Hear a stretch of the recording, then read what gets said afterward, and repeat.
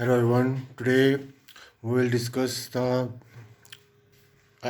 translate in your language the video of Osho, which is named "Tum Zara Jago" in YouTube. So let's see what Osho has to say. वाला निकले अब रंग से भीतर की चीज Wait, just wait. Sorry, हाँ for delay. भीतर की चीज का कोई भी संबंध नहीं, लेकिन लोग संयोगिक है, लोग एक्सीडेंटल है। रंग उन्हें पहले खींचता है। डब्बा खाली हो तो भी चलेगा, लेकिन रंग आंख को खींच लेता है। कितनी ऊंचाई पर दुकान पे डब्बा होना चाहिए तब आंख जल्दी पकड़ में आती? 5। ये सब ओशो कह रहे हैं कि जो रंग होते हैं, हम जो ह्यूमंस हैं वो रंग के पीछे काफ़ी पागल होते हैं। तो लेकिन जैसे दुकानदार होता है ना कोई, उसको पता है कि लेडीज़ की हाइट 5 फीट है, 5 फीट या उसके पास होती है, तो वो उसी हिसाब से उनके प्रोडक्ट्स रखता है। क्योंकि हम कहीं जाते हैं, हमें हमें हमारी इंद्रियां इतनी साथ नहीं है कि हम अपने आप को अवेयरनेस से देख सकें।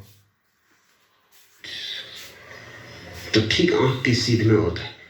लोग ऐसे अलाल हैं कि आंख भी ऊपर उठा के कौन देखता है? जरा डब्बा ऊपर रखा हो या डब्बा बहुत नीचे रखा हो।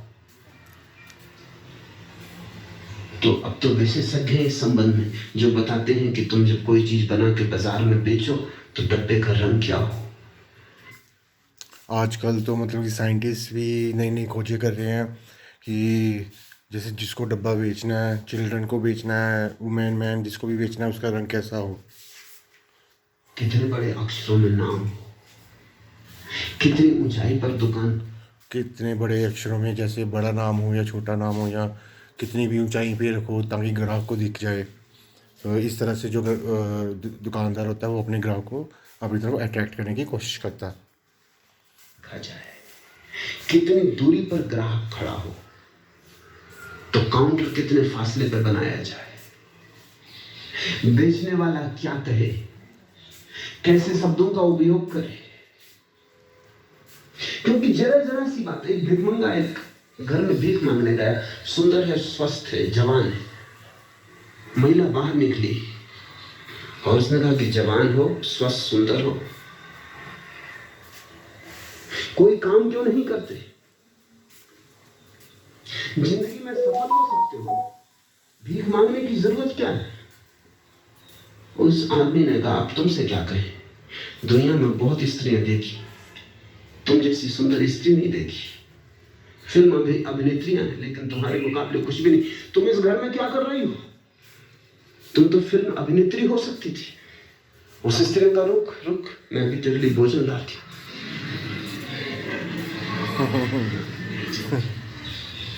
भिखमंगे को भी समझना पड़ता है क्या कहे, किन शब्दों का उपयोग करे, क्योंकि लोग अंधे, लोगों को पता नहीं वो क्या कर रहे हैं, क्यों कर रहे हैं। ओके, यहाँ पे ओशो कह रहा है कि लोग सारे भिखमंगे हैं, उनको यही नहीं पता क्या करना है क्या नहीं करना, किस तरफ जाना किस तरफ नहीं जाना।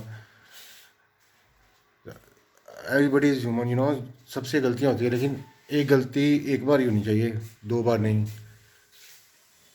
तो ये भिखमंगे की स्टोरी भी सुना रहा था ओशो एक, वो आप मेरे को समझ नहीं आई तो आप समझ लेना। तुमसे लोग करवा रहे हैं, तुमने सैकड़ों चीजें खरीद ली हैं जो बेचने वालों को बेचनी थी, तुम्हें खरीदनी नहीं थी। पुराने अर्थशास्त्र का नियम था, कितना ही दुकानदार बेच देते हैं, कोई अच्छा ग्राहक दिखे ना उनको, तो वो जो चीज़ लेने आया वो तो देते ही हैं, साथ में और भी बड़ा कुछ बेच देते हैं। और घर आके हम जब घर आते हैं तो हम सोचते हैं, ओ मैंने ये भी ले लिया, ये भी ले लिया, ये भी ले लिया, ये भी ले लिया। कि जहां जहां मांग होती है वहां वहां पूर्ति होती है। नए अर्थशास्त्र का नियम है, जहां जहां पूर्ति होती है वहां वहां मांग पैदा हो जाती। तुम चीज तो बनाओ, इसकी तुम फिक्र ही मत करो कि इसकी कोई मांग है या नहीं, मांग पैदा कर ली जाएगी। तो यहाँ पे ओशो कह रहे हैं कि कोई भी चीज़ अगर तुम बनाते हो पहले ये मत देखो कि उसकी मांग है कि नहीं, पहले पूरे दिल से बनाओ और उसके बाद तो मांग हो, या जो भी चीज़ दिल से बनाते हैं उसकी मांग तो होती है। पागल है। बर्नार्ड शॉ ने जब पहली दफा अपनी किताबें लिखी तो बिकी नहीं, क्योंकि नाम बिकता है। कोई नाम तो जॉर्ज बर्नार्ड शॉ एक अमेरिकन ऑथर हैं, तो उन्होंने एक किताब लिखी ज़िंदगी पे, तो बिकी नहीं, बहुत साल हो गए बिकी नहीं। तो वो शार्प माइंड था, तो उसने सोचा कि मैं ऐसा करता हूँ, जॉर्ज बर्नार्ड शॉ की हर दुकान पे जाके ना किताबें मांगता हूँ। तो ऐसे क्या होगा, ऐसे जो शॉपकीपर्स हैं वो लानी शुरू कर देंगे जॉर्ज बर्नार्ड शॉ की बुक्स अपनी दुकान पे। तो ये जॉर्ज बर्नार्ड शॉ का एक सरप्राइजिंग मूव था। नहीं, कोई जानता तो था नहीं बर्नार्ड शॉ को। तो क्या किया उसने? वो खुद ही चक्कर लगा के किताबों की दुकानों पर जाता था पूछने, जॉर्ज बर्नार्ड शॉ की किताब है? दुकानदार पूछता, कौन जॉर्ज बर्नार्ड शॉ?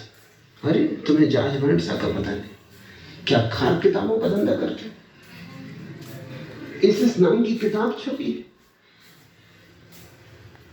ऐसा वो खुद ही दुकानों पे चक्कर लगाता, पता बताता उनको, तरकीब से समझाता।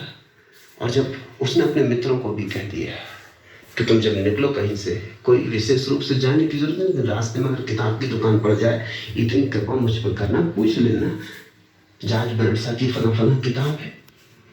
जब दुकानदार कई ग्राहक आने लगे, तो वो अपने मित्रों को भी कहता था जॉर्ज बर्नार्ड शॉ कि जब तुम जाओ बाहर कहीं भी घूमने, तो रास्ते में अगर कोई किताबों की दुकान पड़ती